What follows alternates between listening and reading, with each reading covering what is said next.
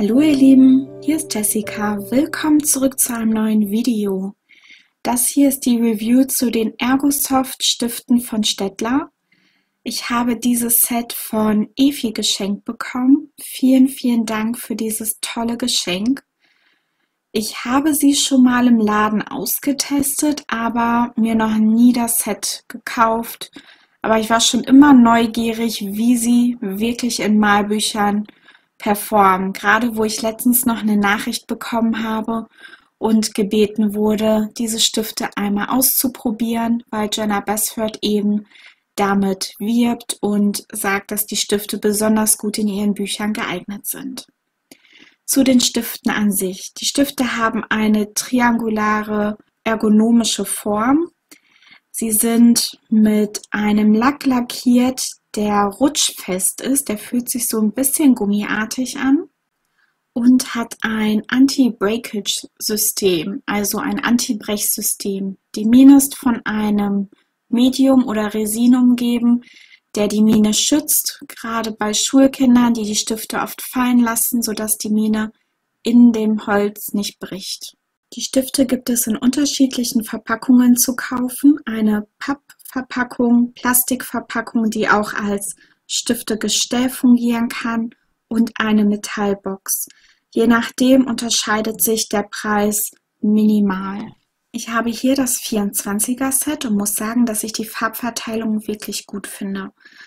Auch von den Grundfarben, also Gelb, Rot und Blau, sind die richtigen Farbtöne enthalten, sodass man auch zusätzlich noch seine Farben mischen kann. Allerdings war das für mich nicht notwendig.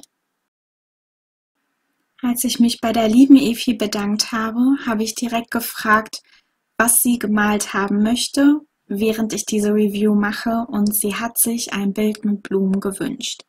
Deswegen dachte ich, World of Flowers von Jenna Basford ist das passende Buch dafür und habe mir eine Seite nur mit Blumen ausgesucht und so wenig Blättern wie möglich. Und ich muss sagen, ich hatte keine Probleme, Farben zu finden, um die Blumen auszumalen, weil ein 24er Set schon reichlich Farben hat, die man mischen und nutzen kann, damit nicht alles so gleich aussieht. Als ich die Stifte in der Hand hatte und den ersten Farbtest gemacht habe, war ich erstaunlicherweise überrascht, positiv überrascht, was das Farbpigment angeht. Obwohl es Student Grade Stifte sind, also Stifte, die für Studenten und Schüler gedacht sind und nicht um professionelle Kunst zu machen, ist das Farbpigment wirklich stark. Ich kriege, obwohl ich mit leichtem Druck arbeite, schon sehr viel Farbe aufs Papier und muss gar nicht so doll arbeiten, um die Farben kräftig auf dem Bild erscheinen zu lassen. Das ist nämlich das Problem mit günstigeren Stiften, dass die Hersteller oft mehr Füller, also Plastik, benutzen, um den Stift zu füllen, anstatt Pigment zu benutzen, um die Mine aufzubauen. Und ich muss sagen, hier hat es mir wirklich gut gefallen. Ich konnte sehr gut die Farben aufs Papier legen. Allerdings musste man auch aufpassen, dass man nicht zu viel Pigment aufs Papier bringt, weil dieses Ausblenden der Farbe oder das Auslaufen der Farbe sonst sehr schwer zu korrigieren war.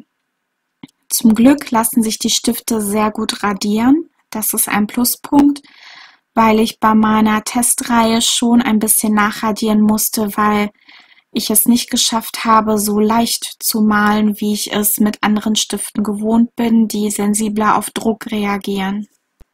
Das Blenden mit den Stiften war einerseits okay, andererseits manchmal ein bisschen problematisch. Es hing wirklich von der Farbe ab, mit der ich gerade gearbeitet habe. Aber je mehr ich an dem Bild gemalt habe, desto besser bin ich mit den Stiften klargekommen. Deswegen habe ich es mir mittlerweile angewöhnt, für Reviews wirklich ein ganzes Bild damit auszumalen und erst hinterher zu entscheiden, wie ich die Stifte finde, weil man von ein paar Buntstiftstrichen nicht sagen kann, ob man die Stifte gut oder schlecht findet. Nochmal ein paar Details zu den Stiften. Sie haben keinen Namen, sondern sind mit Nummern durchnummeriert. Allerdings zählen nur die letzten 2 Nummern auf den Stiften als Kodierung für die jeweilige Farbe. Es gibt keine Hinweise zur Lichtbeständigkeit, aber das ist bei Student Grade Stiften eigentlich ganz normal. Dann haben sie ja dieses Anti-Break-System, das heißt, dass sie schwerer brechen, aber andersherum heißt es nicht, dass es unmöglich ist, dass sie beim Anspitzen abbrechen. Mir ist es dennoch einmal passiert, was soweit nicht schlimm ist und vollkommen normal. Ich habe noch nie Stifte erlebt, die überhaupt nicht abbrechen, wenn man sie anspitzt. Allerdings fand ich das Anspitzen der Stifte sehr, sehr anstrengend, da die Ummantelung so gummiartig ist, war die Drehung im Anspitzer total schwierig, weil sich das immer angefühlt hat, als ob der Stift durch diese Gummiummantelung eben abgebremst wurde. Und das war schon sehr anstrengend, diese Stifte manuell anzuspitzen. Ich bin sehr positiv überrascht von der Anzahl der Schichten, die ich malen konnte. Ich konnte sehr locker 5 Schichten aufs Papier bringen. Das werdet ihr später auch bei der blau-lila-pinken Blume sehen, dass ich wirklich in vielen Schichten gearbeitet habe und kein Problem hatte, noch mehr Schichten aufzutragen. Und das hat mich wirklich positiv überrascht und ist ein klares Plus für diese Stifte.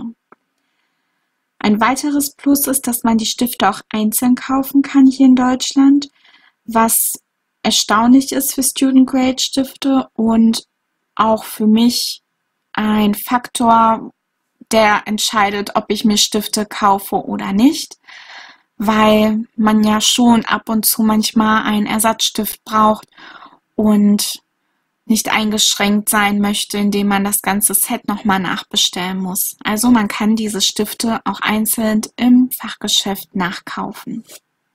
Ich konnte keinerlei Hinweise finden, woraus die Mine besteht, aber während des Malens ist es mir schon ganz schön aufgefallen, dass es höchstwahrscheinlich eine ölbasierte Mine ist, einfach weil sie vom Auftrag her sehr große Ähnlichkeit mit den Polychromos hat.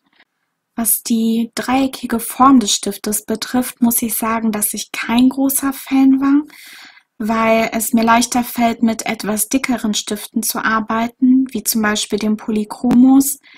Fand ich es schon relativ anstrengend, dass sich der Stift so schmal angefühlt hat durch diese dreieckige Form. Aber das ist mein persönliches Empfinden, einfach auch, weil meine Hand schon ein paar Mal operiert wurde und dort etwas empfindlicher ist. Jetzt zu den positiven und negativen Aspekten. Also sehr positiv finde ich, dass man viele Schichten auftragen kann, was für günstigere Stifte sehr erstaunlich ist, dass die Farben so ein gutes Pigment haben, dass sie sich auch andersherum gut radieren lassen, was wichtig ist, um Farben zu korrigieren, wenn sie so ein starkes Pigment haben. Dann sehr, sehr gut, dass man sie auch im Laden nachkaufen kann, einzeln. Und ja, dass sie preislich eigentlich in einer ganz guten Kategorie liegen. Ich werde unten den Link zu den Stiften auf jeden Fall mit verlinken, falls euch interessieren, wie die Preise bei den unterschiedlichen Sets liegen. Zu den negativen Aspekten. Es ist anstrengend, diese Stifte anzuspitzen. Das fand ich nicht so toll. Dann muss man auch wirklich vorsichtig beim Blenden sein, weil man ja schwer seine Fehler mit diesen Stiften korrigieren kann. Nichtsdestotrotz lassen sie sich sehr weich und einfach aufmalen. Das möchte ich nochmal dazu sagen. Dann habe ich von einigen gehört, dass sich der Lack nach einer Zeit, also diese Ummantelung der Stifte, auflöst und die Finger einfärbt. Das konnte ich jetzt nicht bestätigen, auch weil ich nur ein Bild mit ihnen gemalt habe. Und ob das jetzt wirklich so ist oder nicht, wird man dann mit der Zeit sehen. Nichtsdestotrotz gibt es auch Fingerschoner oder so Gummiaufzüge für Stifte und ich denke, das wäre dann eine Möglichkeit, wenn man sie trotzdem benutzen möchte, obwohl sich der Lack löst. Jetzt zu der Frage, die sich immer gestellt wird, würde ich diese Stifte empfehlen? Ja, ich würde diese Stifte empfehlen. Ich finde, sie haben ein super Pigment und mit ihnen kann man ganz gut arbeiten. Für den Anfang wirklich, wirklich schöne Stifte. Wobei ich hier auch erwähnen muss, dass man nicht erwarten muss, mit diesen Stiften Kunstwerke zu zaubern, wenn man einfach noch nicht geübt ist im Malen, weil günstigere Stifte eben schwerer sind zu verblenden als Künstlerstifte wie zum Beispiel die Faber-Castell Polychromos oder die Prismacolors. Ich weiß, es ist ein Knackpunkt, dass man natürlich für den Anfang vielleicht preiswerter anfangen möchte, um zu sehen, ob das Hobby überhaupt was für einen ist. Andersherum befürchte ich immer, wenn man preiswert anfängt, mit günstigeren Materialien arbeitet, dass man dann oft eher abgeschreckt wird, weil es eben anstrengender ist, mit ihnen zu arbeiten und auf gute Ergebnisse zu kommen, weil es eben keine guten Stifte sind. Ja, gute Künstler können mit den billigsten Materialien die besten Ergebnisse kriegen, keine Frage. Und auch ich habe gemerkt, dass ich besser mit günstigeren Stiften mittlerweile klarkomme, weil ich einfach die Übung habe und weiß, wie ich damit umgehen muss. Das war früher nicht der Fall. Da habe ich eher gekämpft und war frustriert. Aber mit der Zeit lernt man eben mit solchen Medien umzugehen und verschiedene Techniken anzuwenden. Trotz allem empfehle ich diese Stifte. Ich finde die ganz gut, gerade wenn man für den Anfang einsteigen möchte. Ich finde, sie haben keinen Abschreckungsfaktor, nur muss man eben damit rechnen, dass es ein bisschen mehr Arbeit braucht, um mit ihnen schöne Ergebnisse zu kriegen, was auch Spaß macht und einen natürlich selber hilft, weiterzukommen und neue Techniken zu erlernen. Nochmal Dankeschön, liebe Evi, für diese tolle Möglichkeit, die Stifte auszuprobieren, dass du diese Spende an uns alle gemacht hast und wir somit alle davon profitieren und etwas lernen konnten. Ja, wenn es euch interessiert, wie ich das Bild zum Schluss ausgemalt habe, dann bleibt noch dabei. Das ist mal wieder ein kleines Color-Along zu einer Review. Also schaut euch das bis zum Ende an und viel Spaß und ein wunderschönes Wochenende euch. Bis dann!